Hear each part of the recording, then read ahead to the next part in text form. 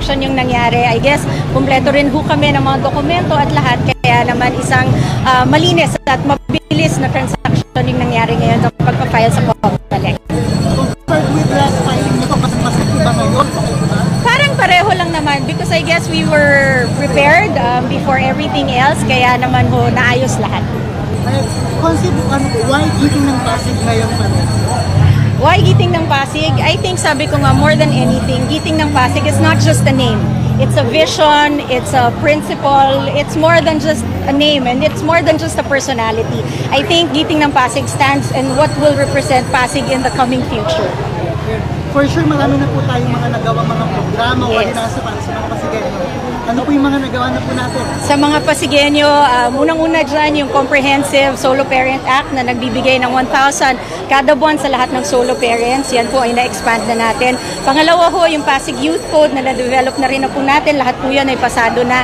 Pangatlo naman po, pinagmamalaki ko yung pag-institutionalize ng Family Week dito sa lungsod ng Pasig. At saka isa pa yung Claygo, tapat ko, linis ko. Yan po ay isa nating sinulong at napasa na rin po natin.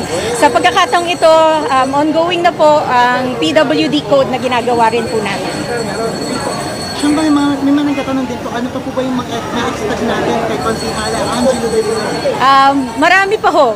Sabi ko nga, malapit na tayo sa exciting part patungo sa tuloy-tuloy na pag-agos ng pag-asa dito sa Pasig. Marami pa ho kasi marami pa rin talagang kailangan ayusin. As much as possible po talaga, ang gagawin lang ho natin ay makinig sa taong bayan kung ano pa yung kailangan. Kasi as we know, tayo naman ay tumatayo para sa mga Pasigenyo. And Consi, meron na po ba tayong mga nag-isip na isulong pa ng mga ordinansa, mga programa on the near future? Marami pa ho. And that would all depend sa pakikipag-usap. Tuloy-tuloy naman po ang participatory governance natin at syempre ang good governance na sinusulong natin. Kaya marami pa dahil ang gobyerno ngayon ng Pasig ay nakikinig. And Consi, yun, hindi lang naman puro positive comment yung mga nakatanggap natin. Yes. Yung mga negatibo, ano yung masasabi po natin sa mga nagkakomment ng negatibo? It's a good balance. It's a good check and balance for us to do our part well. It's a good balance to do our service well. Hindi naman pwedeng perfecto lahat. At nakakatuwa ay every constructive criticism ay tinatanggap po natin. At kung may basihan, babaguhin po natin. And yun po, since it's an election, it's competition din po. Ano naman po yung masasabi natin sa mga kapwa kakandidato din natin sa darating na eleksyon? Patas lang po. I think kung competition naman po yan, more than anything, ang magdidikta naman po talaga yung taong bayan. It's a good competition. Hindi naman, democratic country tayo. Actually, isa yan sa sinulong ni Mayor Vico, ang pagbubukas ng kung sino mang gustong maging, salamat po, kung sino man ang gustong tumakbo. Yan I think ang pinakamaganda dito sa Pasig City. Ang huli po, ano po yung masasabi natin sa mga taga-suporta, mga Pasigenyo po, na patuloy na sumusuporta sa inyo? Sa lahat ho ng Pasigenyo, lalong-lalo na ho sa distrito ko, maraming pong salamat sa tiwala, sa support na binibigay ninyo.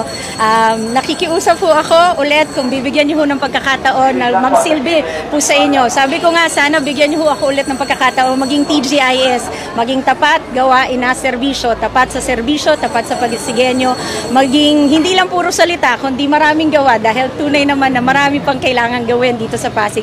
At isa ang sana ho ay patuloy niyo po akong suportahan at bigyan ng pagkakataon kumalinga sa inyo bilang isang ina. At syempre, ang serbisyo, ang isang tapat na serbisyo na hindi nagsasawa po. So sana ho, maraming salamat sa suporta ninyo. Thank you, District 2. Thank you po. Thank you. God bless you guys. Salamat po. Thank you.